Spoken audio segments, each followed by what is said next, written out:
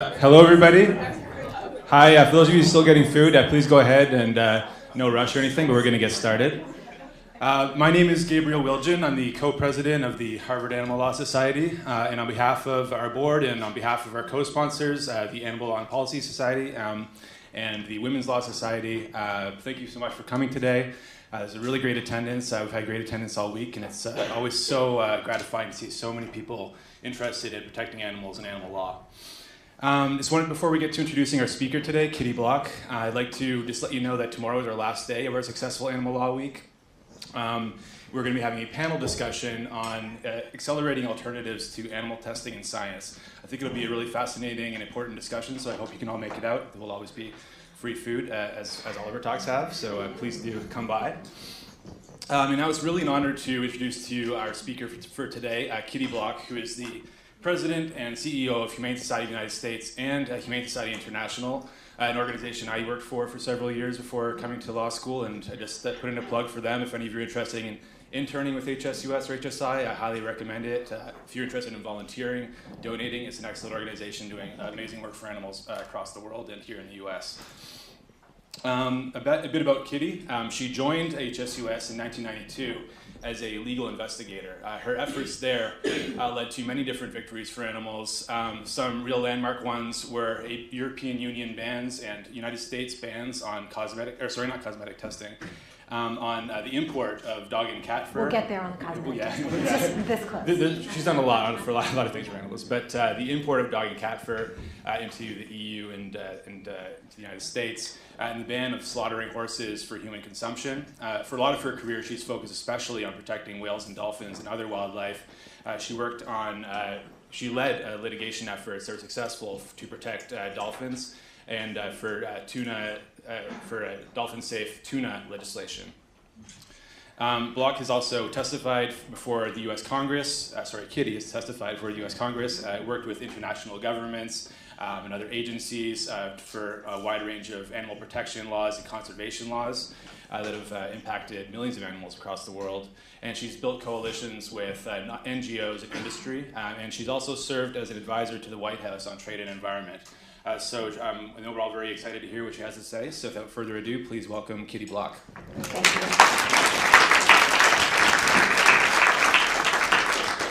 Well, thank you for having me today, and please leave some food. I'm getting here afterwards.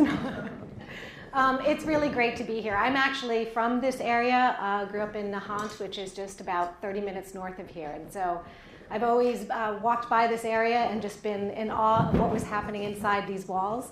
And I couldn't be more thrilled about the growing commitment to animal protection work in the school. And it's so important. When I went to law school, dear God, how long ago now? So I graduated in 1990. And there really wasn't anything like this, nothing. And I tried to take a few environmental law classes, thinking there may just be something in there, but nothing really. So this is so incredibly exciting for me. Just getting this word out, bringing young new minds to it, working in the communities, and just becoming the next leaders in the movement. So I couldn't be more pleased. Okay, there's my love of my life. Where's Chaitana? Do you miss Lilly? Chaitana used to run our global farm animal work, so it's great you're here, Chaitana. And Lilly was, she adopted Chaitana. She came in her office almost every morning for treats. So Lilly is an international dog. She is from the island of Trinidad and Tobago, street dog, which is another huge program that we work on globally. So as you heard, I was appointed officially the president and CEO of Humane Society of the U.S. about 3 weeks ago. I've been acting CEO for about a year, and with the organization for 27 years now. So I started like around 7 years old, maybe, just getting used to the work. But before I get into some of the topics, I just wanted to just raise briefly that Humane Society of the U.S. has gone through a lot of changes this year, some quite public, and I think some of you who may have attended Carol's talk may have mentioned it. And so for me, getting our culture right making sure things like that never happen again, are key and fundamental to who I am and the work I want to do. The Humane Society of the U.S. and HSI, I think, are the most effective global animal protection organization in the world. And people come to it because they want to be involved in the work, but I also want them to come to our organization because it's the best place to work for animals. And so for me, that has been key. I've done a lot of work with our culture, bringing in outside experts, embedding themselves in our organization for almost a year now, governance work at our board, and a reconciliation process, truth and reconciliation process for the women who came forward. So a lot of work that happened this year, work I'm really proud of, work that has not been easy, but it was necessary, and I'm happy to say we did all of that while we continue to have great victories for animals. We are an incredibly mission-driven organization. It is what we do, why we do, and sort of brought everything together this year. So, okay. Just briefly, because I always have to have a picture of my mom. I had the good fortune of being raised by an animal advocate. She really taught me not just to love animals, but to advocate for them. And so, she used to drag me to anti-fur demos and in New York and in town, out in front of Wonderland Dog Track many years ago before it closed, thank goodness. But it really was great to have such a strong role model. And we always had a pack of rescue dogs and some injured birds that we would always nurse and bring back to health and release.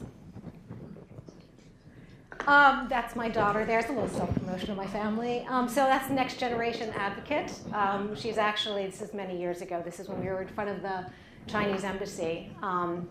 And she's actually looking at universities now. But I just showed that picture of my mom and my daughter because for me, animal protection is a way of life. It has been in my family, 3 generations of women working for this cause, and I'm proud of that.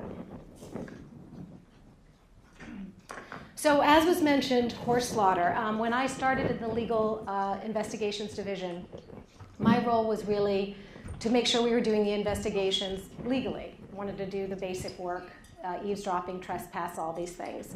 And the work that we did, looking first at horse slaughter and other issues, I realized that this really is something you can't focus on just in one country. And it really brought it home because the work we did on part of this investigation was we got the U.S. slaughter plants shut down through the appropriations, which means that there wasn't any money for the inspections, so they couldn't operate. That didn't shut it down, though. So U.S. horses were then loaded up in basically cattle cars, and they went to Mexico and Canada to be slaughtered. And so for me, it really was a wake-up call that you don't want to shift the problem. I mean, you certainly need to do important work wherever you are, but you have to be mindful of what it means on a global perspective. Are you really ending it? Are you moving it? Are you not really tackling the root causes of it? So about, I guess it was 1995, I started moving into the international space, and HSUS had incorporated Humane Society International. And so in the beginning, we were really sure what we were doing with it. We didn't have any operations in any countries. What we really did with it was look at, I'm sorry, and I'll get back to dog fighting, but. Can you just let your microphone run a little bit? It's the recording. Cool, great. Okay. Nothing about my shirt, just the recording you're worried about messing up? Okay. And so what we did as HSI is we looked at the global international agreements. And so we thought that would be a place where we could really get to as many animals to protect in the varying countries around the world. So the first global agreement I worked on was the International Whaling Commission. And in that body, there was when I started, about 40 countries. I think there's about 80 plus in there now. But it really looked at measures that if the body decided to protect an animal, then all the countries, supposedly, had to abide by it. So as a young lawyer, it was pretty heady to be negotiating with New Zealand or, well, Japan. No one ever negotiated with Japan. But some of the other countries, and really getting strong measures. And that's when I started working with colleagues from around the globe. and seeing them lobby their governments. And I realized that I had influence with these other countries because they got to know us and they knew we could provide the work. But you really had to be from the country to really move your government in the right direction. So that really started us thinking about, well, how do we expand? How do we really affect animal protection in countries? You can't just come in, you can't swoop in. It really has to be homegrown. And there are so many great people doing this work around the world. So it really started us thinking about how do we build capacity with other groups. And CITES, I don't know if Nathan, if you've ever been to CITES, but I know IFA is really active in it. CITES, again, is one of these international global bodies where a lot of lawyers and scientists, NGOs from around the world come together to really focus on protecting certain species from a whole host of wildlife trade ills. And just to see the power when NGOs come together, we formed something called the Species Survival Network, which again is really harnessing the power of NGOs working around the globe and getting them to focus on issues and lobbying their own governments. And so that's been an incredible effort, and that covers basically all the wildlife species that are traded internationally. So it's an incredible opportunity, especially for lawyers.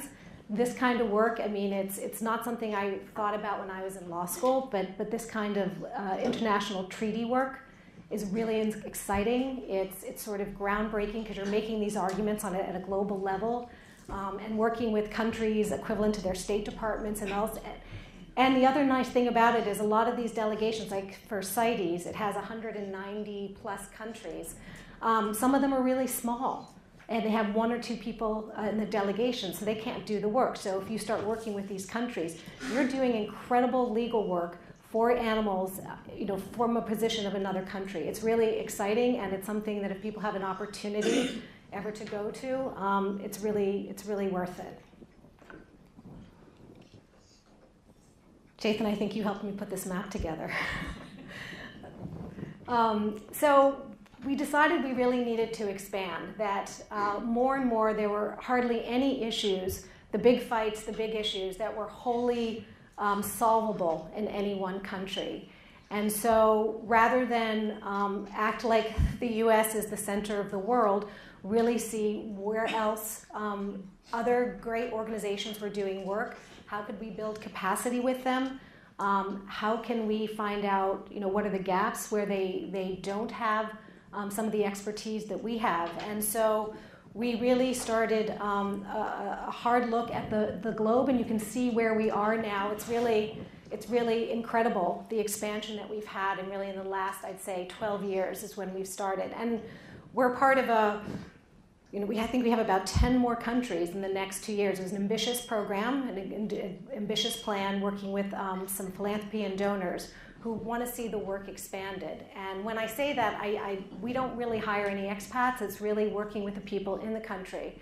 And as I said, there are incredible people working on animal issues. And one of the things that I just really appreciate is that in some countries where we work, there isn't an organization where they'd be paid for doing animal work.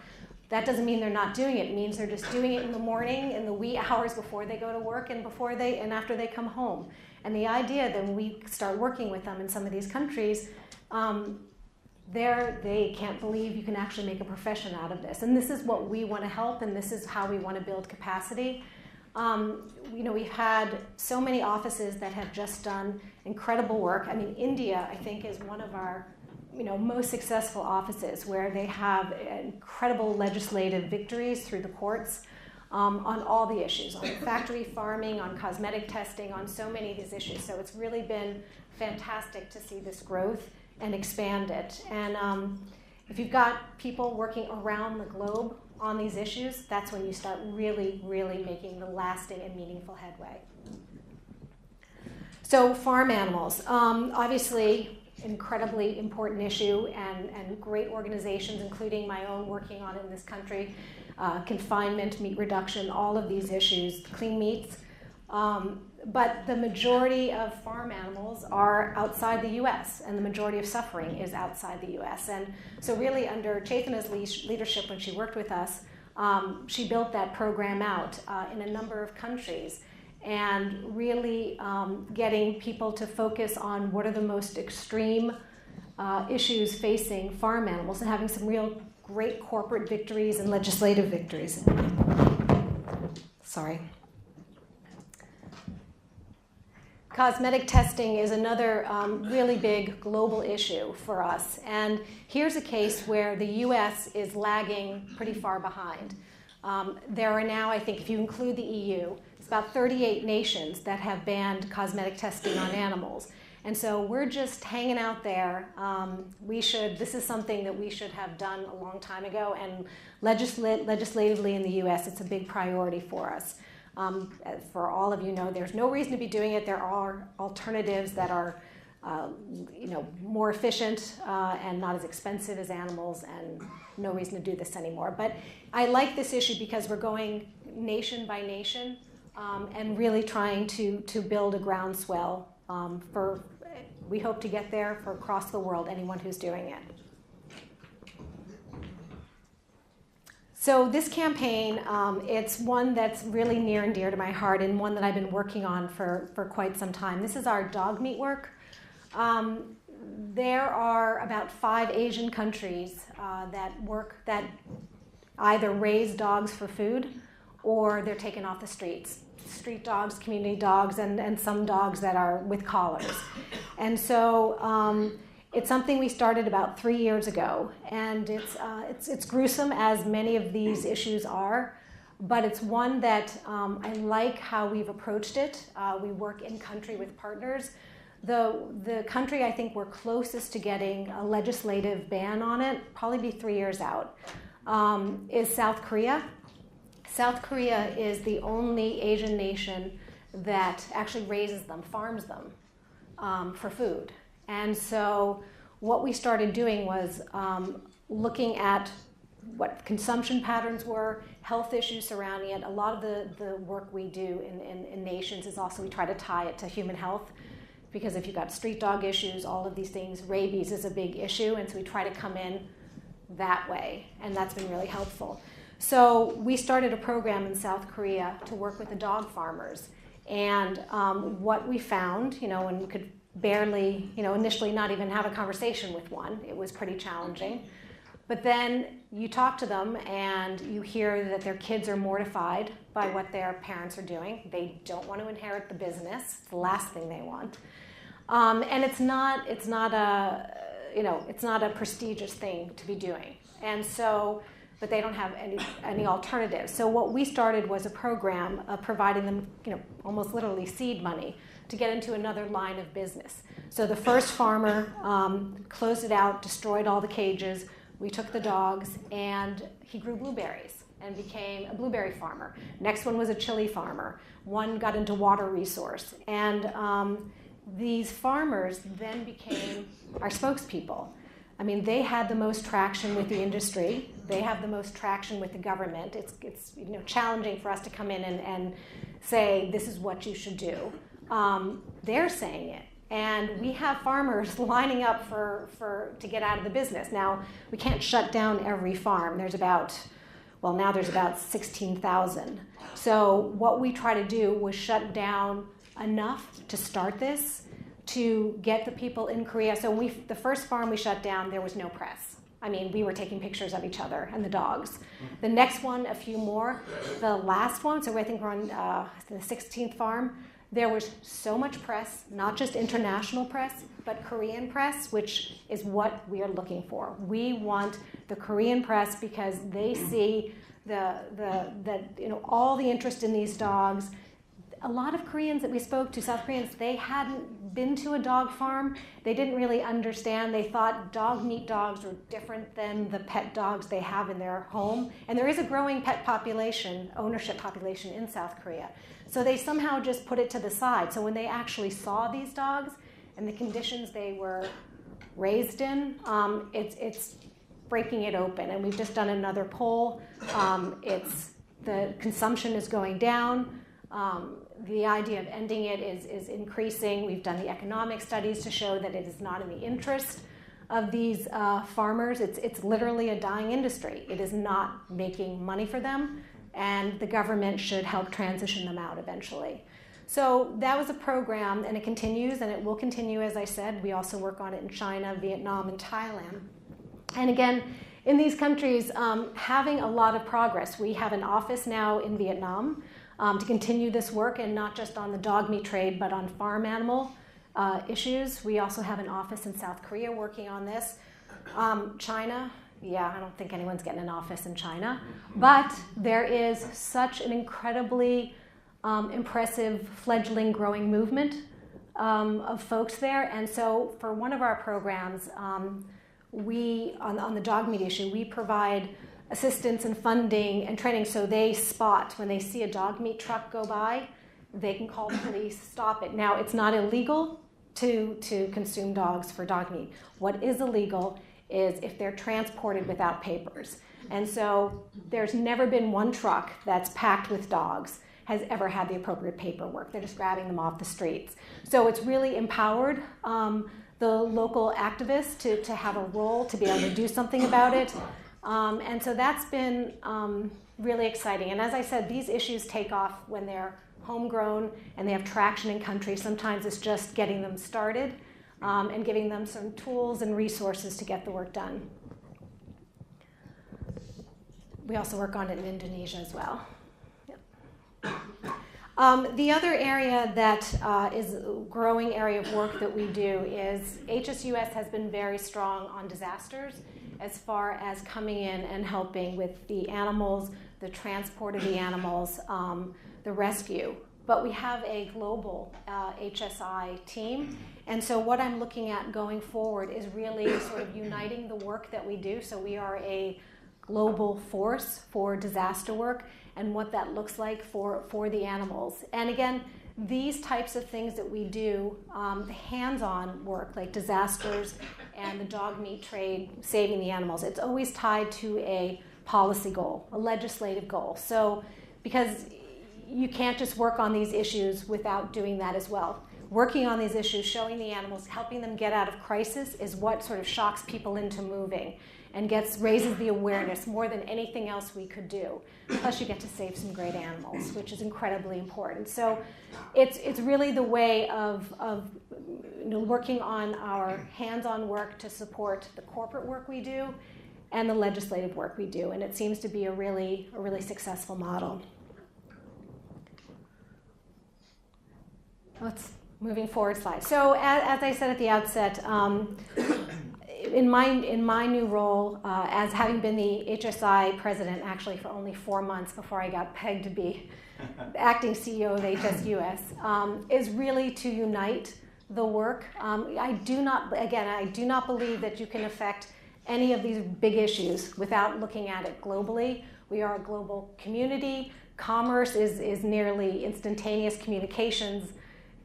People are communicating all over the world all the time. And these animals, the industry is in all these other countries, and we need to be. And we need to be as coordinated and as collaborative as we can, because, again, these issues are intense and severe, and we need everybody operating together and working on them. So that's how I plan to move HSUS forward. And as I said at the outset, also doing a lot of good work to really build and support our culture so we are a safe, great place to work for animals. So, thank you. Thank you.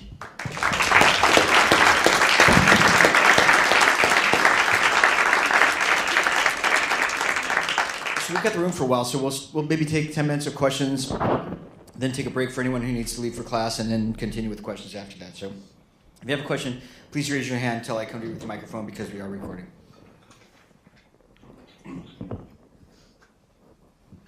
I'm really interested in greyhound adoption, and since greyhound racing is ending in this country and in first world countries, lots of greyhounds are being sent to second or third world countries like Argentina or Asia. I know that the HSUS has been helpful with dogs in Macau who are being adopted out from there. Could you talk a little bit about what HSUS is doing for greyhounds these days? Sure. As you know, the ballot measure in Florida, which just passed the amendment, which was so important, it banned greyhound racing in Florida, which was key because 11 out of the 18 tracks were in Florida. So if you shut down Florida, then it makes no sense for the rest of the country and rest of the states to do it. There's just a handful of states that are doing it. And so as far as Florida goes, it was an incredibly successful measure.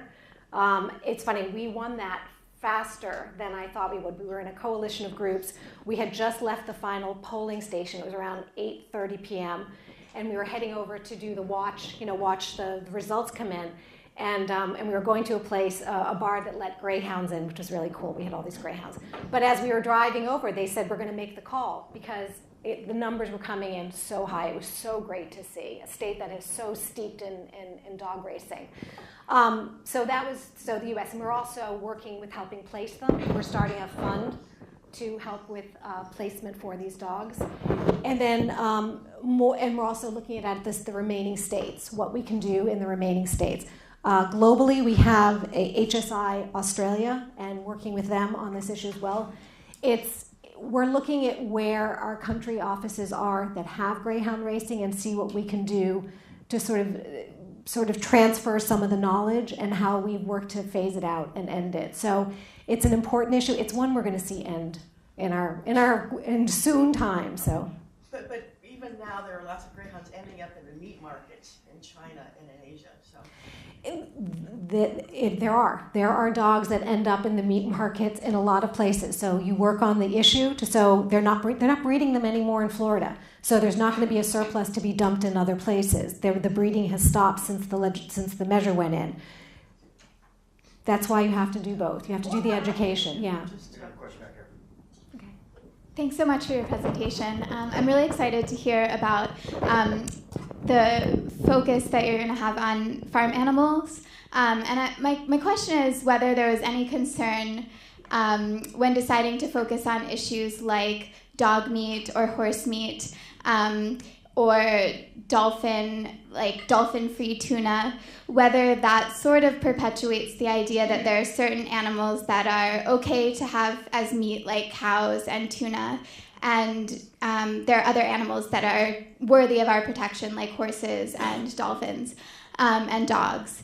And I'd love to know also more about your vision for doing more farm animal work going forward. Sure.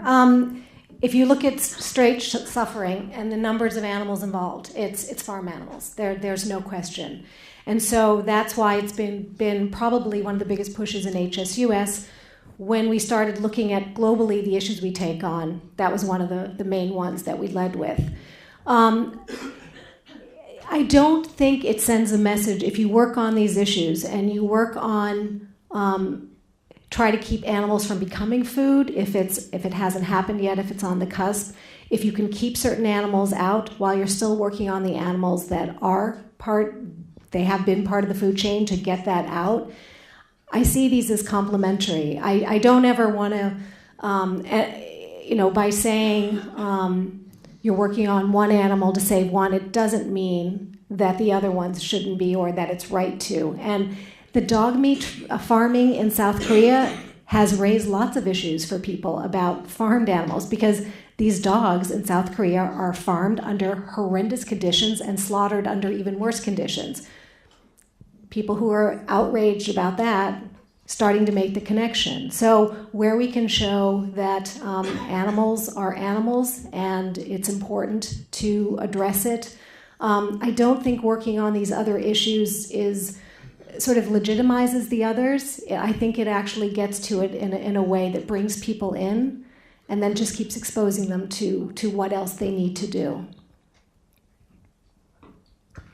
So thank you on your presentation about presenting a global strategy for coupling the action you're doing in protecting animals on the ground to corporate and policy strategy.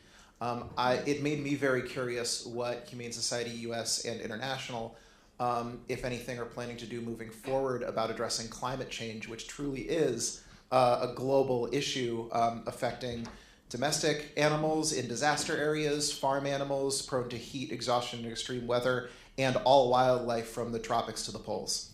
Yeah, don't stop there. Keep no. going. You can take the mic. And so many of you know John Lovern. I'm sure you do. He has been an incredible advocate and outspoken person on this issue. Yes, it is. It looms so large, and it is going to impact all the animals we work to protect and ourselves. We have worked on it, been involved in the COPs, trying to get other environmental groups to look at meat reduction as one of the key things you can do now. I mean, there's so much we can't reverse. There's so much that takes, but there are things you could do right now. It's not an easy space for animal groups to enter. They're seen as having an agenda, but so what? Because it's actually legitimate. It's something we worked on, and actually it was Chaitana's department that really started that work. And we've certainly tied it to one of the ills of factory farming. I mean, not only is it incredibly inhumane, it's pollution and water quality and contributes to climate change. So we use it as a factor in it. It needs a bigger platform, and it's something certainly we've talked about, but we've got to get the other environmental groups really involved in this, because this is something that they do lead with, and if they can bring that animal component in, it'll help, and we're certainly standing available to do that. Can you talk right here? Oh, sorry. That's all right. Can you talk a little bit about some of your farm animal protection work? Like, I was really blown away by your success in Massachusetts, and then the same evening you won Greyhound racing. You also won the just watershed California ballot initiative. Like, how are you thinking about farm animal protection in the overall context of HSUS? What's next? And then on South Korea, you said you have a farm animal program in South Korea beyond the dogs. Like, how do you think about that issue internationally? Sure. So it's sort of three-part. Well, first off, I mean, confinement, getting animals out of farm animals out of confinement, was one of the first things that we worked on, and getting them out of gestation crates and hens out of battery cages and so on.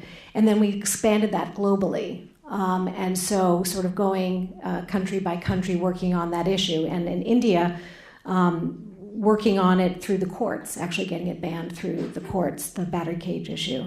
And then also meat reduction here in the U.S., that work, and then also globally. I think Chaitana started one even in Africa.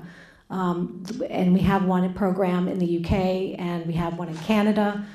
They've really taken off. So it's looking at reduction, it's looking at ending extreme confinement, and also looking at broiler chickens is another area that we've started moving into, and really trying to just hit that as hard as we can.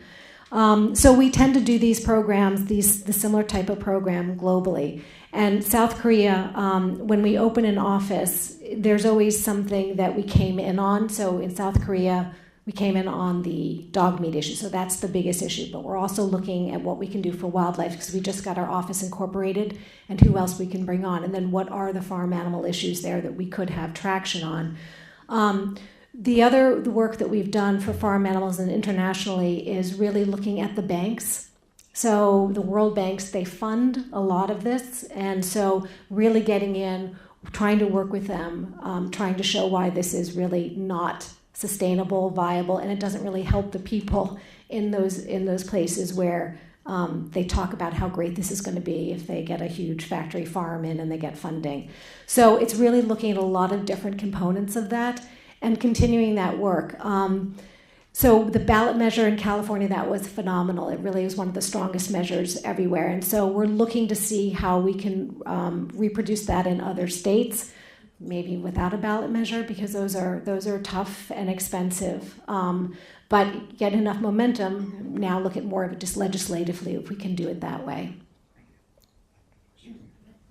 Could you flip back to your globe, your map of the world? Would that be difficult?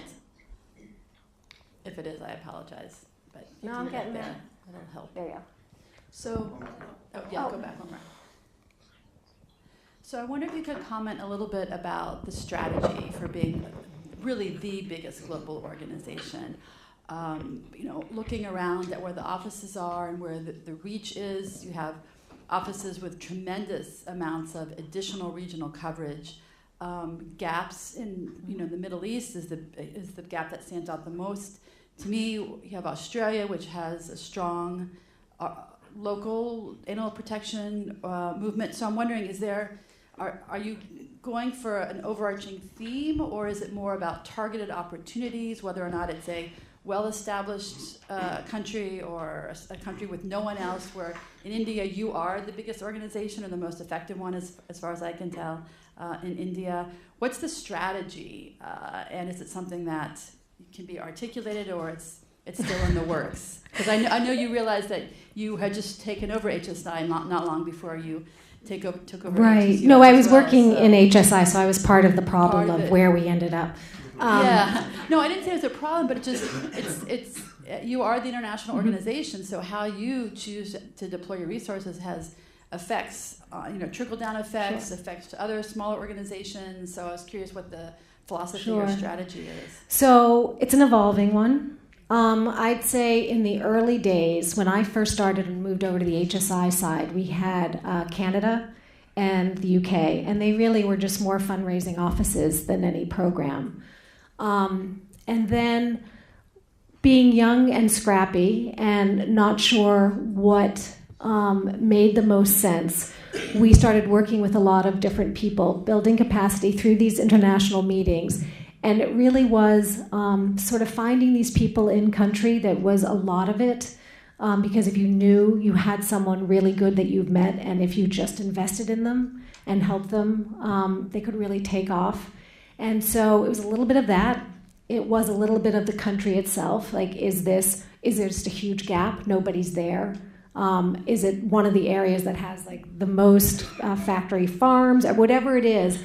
So we started really honing in on what made the most sense for us. And now what we're doing, which I think makes the most strategic sense, is we have offices that we've incorporated in certain regions, and then do work around it so that country office like India could be the hub for Sri Lanka, and the street dog work we're doing in Nepal and Bangladesh and all of these other things. So trying to build areas where they can support each other.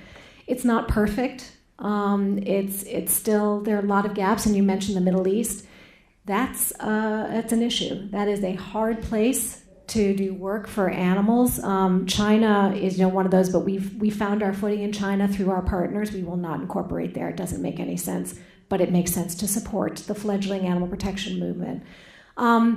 We're looking for openings in that area in the Middle East, but it's hard to say, but sometimes if it's just not ripe, you could spend all your time just trying to open the office and not really advancing the animal issues. So when we look at a country, we also look at what are their human rights laws, what are the other, because animal protection is sort of caught up in that. And so if they don't recognize even the most basic, it's very hard to get work done. That doesn't mean we don't have some partners that we do try to support from time to time, but we have not moved into the Middle East yet. Do you do any work with ocean animals besides dolphins and whales? Because overfishing is a huge problem in some areas, and it's something I feel very strong about. Well, I'm glad you do. Can't wait to see you later when you wanna sign up for a job with this.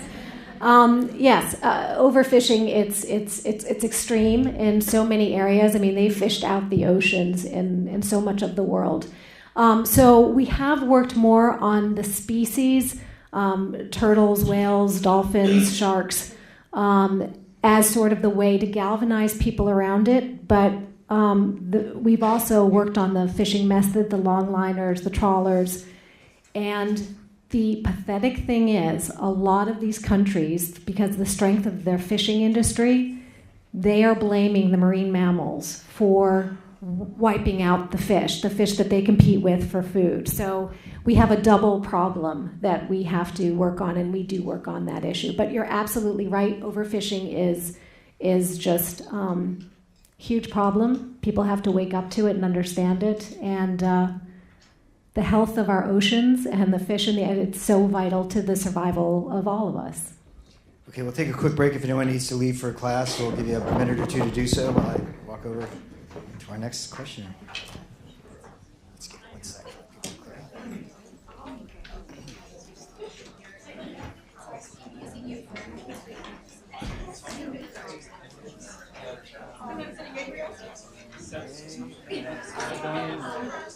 Sure, yeah, it's not done. We're just giving folks time to go to anyone needs to split for class. Oh, yeah. Okay. No. Okay, we're going to keep going on with the questions if folks are telling us.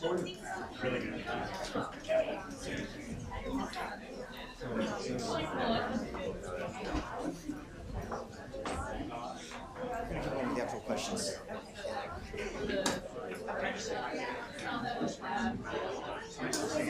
Should be around afterwards. All right, so we've got our next question here. So, thank you for the noble work you've done. I don't know if I heard wrong, but talking about animal agriculture, I thought you might have said that we have some of the better systems compared to other places in the world, and I am aware of the ag-gag laws. I thought that Europe and the EU had better, more progressive systems, so I was wondering if you could speak to that a little bit. And just on the side, your philosophy about stores like Whole Foods kind of lulling people into thinking that this is humane, happy meat. And might that be counterproductive? Because then people kind of think, less with their conscience. So thank you for pointing that out, and I hope that wasn't what I meant. No, our systems are not more humane. I was saying the majority of farm animals that need help are outside the U.S., and there are many countries that have much more humane systems, the EU, for instance, and some of the other countries we work in. The U.S. there's a strong agriculture lobby here.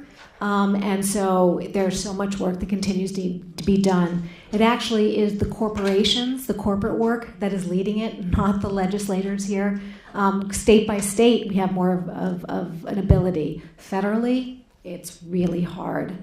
And your question about Whole Foods and their GAP standards, I do think it's important for there always to be an effort to move to protect farm animals and alleviate their suffering. I think that is just an incredibly important thing to do, and never stop trying to do that. I also think it's incredibly important to do the work of reducing meat consumption, and I don't think we'll get to the day where the world will be free of meat. So what do we do for the animals that are caught up in these systems? And that's why I'm really comfortable working on the issues of getting them out of confinement and doing these things. And so corporations, I don't know if it, I think it's a good thing when corporations try to do the right thing. Greenwashing obviously is a different issue, but if they have put some serious work into it,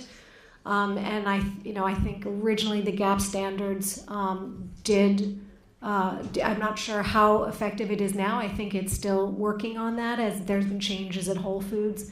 But I think it's important to keep moving in the direction of alleviating the suffering of these animals. Hi, thank you for the talk. You mentioned cosmetic testing, and I'm wondering if you can expand on your vision and any strategies that you may have going forward on tackling other issues in animal experimentation, so beyond cosmetic testing. Sure. Cosmetic testing is the low-hanging fruit. It's very hard for people other than the U.S. legislature and corporations to defend that. Pesticides, and keep moving. You're not going to get it all at once. So just keep moving it as far along as you can. And hearing some of the work that you all are doing, I guess upstairs, and the focus of the roundtable that you've had, I think that's fascinating. And I don't know if you want to mention that, but it is a really. Tomorrow at 12. Tomorrow at 12. It's a really exciting idea about how to really tackle this, and I'm really pleased to hear you guys are working on that, because it takes a lot of great minds and good strategies to do this. So, thank you very much for the presentation. My question is back to talking about the species-specific meat bans. The question is whether there's any evidence for or against a sort of substitution effect, where if you say today this country, say can't eat dog meat, does that just lead to more consumption of other species to fill the gap, for example, or is that just not the case? I'm just curious what you may or may not know about that. Thank you. Thank you for the question. So in that case, we do know, and just so. When we transition dog farmers out of raising dogs for food, they don't go into any kind of animal agriculture. That is absolutely a non-starter for us. It has to be something humane, crop growing or something else. In the case of in South Korea and in most countries that we've looked at for dog meat, it's not a main staple. It's in South Korea, it's baknel. It's during a couple summer months because they think it helps people not be so hot in the summer. It's like some crazy myths around this stuff. So it's not shifting it. Again, that is, you don't want to compound a problem, you want to try to address them. So we do try to look at these things holistically. It's not a mainstay. It's something that's ripe for movement. If we can continue to try to get these animals out of the food chain, that's great. I don't want to put burdens on other animals, but so far the work we've done, we don't see that. And, I wouldn't want that to ever be an argument to not work on any of them. I think you just have to keep looking at it holistically, and how much can you continue to do to keep moving it and moving the issues. When people start looking at what they're eating, and if they think about it at all, they start thinking about it more broadly. And so for me, I think that's really the way to get to a lot of people who would never have gotten there on the farm animal issue before, maybe. And my understanding on some of the crossovers that with California's first ballot initiative, Prop 2, the exit polling showed that the single biggest correlative factor whether someone would vote yes on Prop 2 was pet ownership. So it does show that there is some crossover. Dogs are the gateway drug animal. They really are. They get us in. Hi, Kitty. I have two questions, if I may. The first one goes back to that map, and I'm just wondering, being a U.S. incorporated organization, how much is that a barrier in working globally with other countries that have issues going on? Because specifically in the Middle East, and I think I've talked to you before, I don't know if you remember, I'm from Iran, and it's ready to go. People are, the movement's starting, but there are no relationships between U.S. and Iran, so Humane Society clearly can't have a presence there. But, the U.S. has great relationship with Saudi Arabia, but culturally they may not be where they... So, that's just the Middle East, but around the globe, in the issues that you work with, do you necessarily have to look at, do we have an embassy there? Do we have good relationships with their government? And if not, how do you get across that barrier? Sure. It's a good question. So when I say we expanded, we incorporate in these countries, and we don't have expats running these offices. They're people from the country working on these issues. So we are... HSI India, we are HSI South Korea. It's not Humane Society of the U.S. This was something that was incredibly important to me. This is not the U.S. going in and dictating. So we do incorporate under the laws of the country. And so to go into a country where there are not good relations, it's really hard as a U.S.-based NGO, because I'm the one in the past who had done all the legal work, hired the firms. I can't even fly over there legally. It's challenging. So whether or not the U.S. has relations is one factor. The way the offices are set up, HSUS is still, and HSI, it's incorporated, that particularly is incorporated in the U.S., really are still the motherships. But the goal is really to have these country offices become the national organizations of their country. And then once that sort of takes off more, then there may be more cross-work. And I'm really trying to unite these countries because, again, everything so U.S. focused, as you said, doesn't always help. And a lot of times it can hurt. Depending on our administration or depending on the issues, it might be a barrier sometimes. So you're absolutely right. And my second question is, how do you tackle the cultural sensitivities of issues like for example, in China now, the demand for donkey skin is so high, or the bullfighting in Mexico or Spain, or even the rodeo in Texas, things that are so ingrained in the culture. How do you... Sure. I think that, so I don't take that for an answer, because if we did, we could never advance any of the issues. I mean, everything has a history. The U.S. was the biggest whaling nation in their heyday. And so traditions, it changes. And it is something that, and Gus Kenworthy, who's an Olympic skier who was with us in South Korea, said, he got asked that question, and I love his line. He said, he was in the dog meat farm, and he looked around, he said, this is cruelty. This is cruelty. You can call it culture, but it's cruelty. And so we don't go in and name and shame. We don't come in and say you're evil for doing this. We just show that this is, in fact, incredibly cruel. It's not necessary. It's not how you want to be seen or be a part of. And it changes. I mean, bullfighting in Mexico, we're getting close to getting that, moving along through. In Mexico City, it's banned. I mean, we're making these incredible strides. So it's evolving. And I think as long as you don't come in and attack and say you're evil for doing it, because there's so many things in the U.S. that are pretty damn bad. Work with them, and I really don't see it as a barrier. I really see it as sort of an evolving ethos towards animals.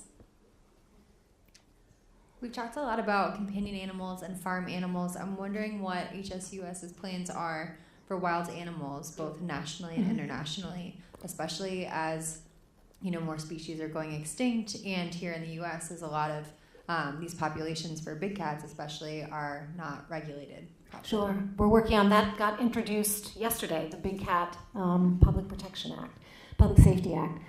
So HSUS and HSI have vibrant wildlife programs. And so the big issues they work on is the wildlife trafficking, and that's a lot through the Convention on International Trade in Endangered Species. In the individual countries, we work on that in the U.S. We have a wildlife department in the U.S. On a lot of the species.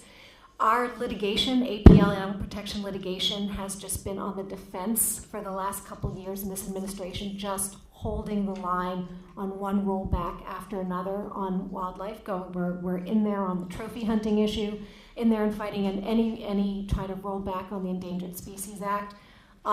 It's really an area that I think litigation-wise, we've done exceedingly well this year because we don't have a favorable administration. I mean, wildlife is such a target in this administration, and trophy hunters, the Safari Club International, they really have a seat at the table, and so it's really been tough. But we've held the line on this, and we'll continue to do that. Wildlife trafficking is an incredibly pervasive issue. The elephants, the rhinos, and all of these issues. And so we tackle it at the global level in the U.S. and, of course, through our country offices supporting and working together on that. But and climate change obviously is a huge issue, so that people have to make that connection more strongly as well. It is so wonderful to hear about the changes that you've been making at HSUS. This makes a huge difference. But what you've been talking about, there are so many things. One, anything about habitat, because even if it's benign, the loss of their homes is affecting gorillas, orangutan. Jane Goodall talks about how the Gombe is just shrinking, and there's now becoming a lot of negative chimp-human interaction, which gets a lot of headlines, but it's inevitable. So I'd like to ask about habitat. I'd like to ask about the trade in exotic birds, and also just to say how eye-opening it is that the fishermen are actually targeting marine mammals, saying that they're the problem. 90% of all of the fish in the sea, we learned a couple of weeks ago, is now gone. Again, thank you so much. Thank you. Boy, that was depressing. Habitat protection is incredibly important. It's something HSUS has done. We have Humane Society Wildlife Land Trust, where we have several hundred properties. And what's unique, as compared to the Nature Conservancy, say, is that we don't allow any hunting or trapping on the land. So it's a program that we have. It's been going on for about 20 years. I think what makes, we have all those properties and we'll continue to caretake all those properties. But I think what would be more effective is really trying to work with the existing habitat protection organizations and really work with them on trying to protect land, the animals on the land. And so that's something that we're talking a lot about. Does it make sense for us to continue to be landholders as an animal protection organization working on the big issues? Can we be an advocate with the other land preservationist organizations? And it's starting. There's more and more organizations at the state level that are not allowing hunting or trapping to be part of having an easement in that. So it is important, and we really need organizations to do this, to step up. Sorry, I don't know why this is so. So your next question was birds, the trapping. So we work on this if it's the sort of the global trade in these animals. That's something that we have been working on along with any of the other species that are traded, and we try to get them protections through the Convention on International Trade in Endangered Species, which will put these animals on different protection lists. And so birds are highly migratory. It takes, if you're talking about the work, it has to be really national and global. And so that's what mainly we try to do it through that international body.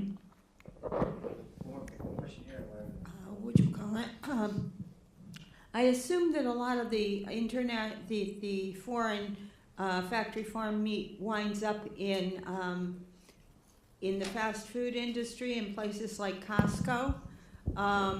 Is that true? And also, I was wondering, does the United States actually have more factory farms than foreign people do, but you just aren't able to prosecute them?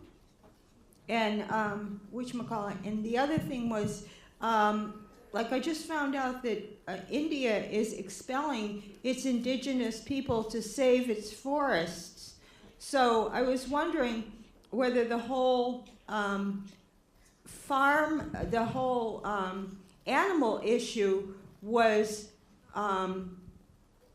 you had mentioned that you were working with indigenous people and people, but like India is working against the human population. In some places, fascist governments, like I expect Bolsonaro to cut down the rainforest, and the palm oil and cocoa and stuff like that cuts down the rainforest. And I'm just wondering on both ends whether you can, whether you're looking at this in, I'm sure you're trying to do a holistic thing, but you're aware that all these things are impacting, like habitat. Sure. A lot of these issues are all connected. That's why I think it's key that animal protection issues try to work as closely as they can with environmental issues. And human rights issues do directly impact on animal protection issues. And so for me, it's not just about uniting our work and making us a global organization. The more we can have alliances with these other groups and not be at odds with each other, or then that's really the only way to tackle all the things that you're talking about. But you're absolutely right. Last question over here. Hi, thank you so much for your presentation and your work. I'm wondering about youth education as a strategy. It's been really successful with wildlife trafficking and poaching and the dog meat industry. Wondering if that could be applied to the U.S. and farmed animals and. Sure. It's a good question. We have been involved in humane education, and some of the laws that we work on in other countries, for instance, in Guatemala, we got the first animal protection law, federal animal protection law. In that, we also got mandated humane education for elementary schools. And so, to us, that's a really exciting way to start just, getting at the children, which obviously it just keeps gaining in benefits. We haven't really focused on humane education as far as farm animals in the U.S. The work has been really more corporate driven, but it's an interesting concept, and I think that it's more and more in the media, more and more in the press, and especially as you have these big ballot measures. So it's an interesting idea. So it's super impressive. I mean, obviously it's a whole big world, but it's also a very big organization, and it's remarkable of your ability to keep tabs and know and speak so cogently on all these different issues. So again, on behalf of Harvard Law School and the rest of us, please join me in thanking Kitty for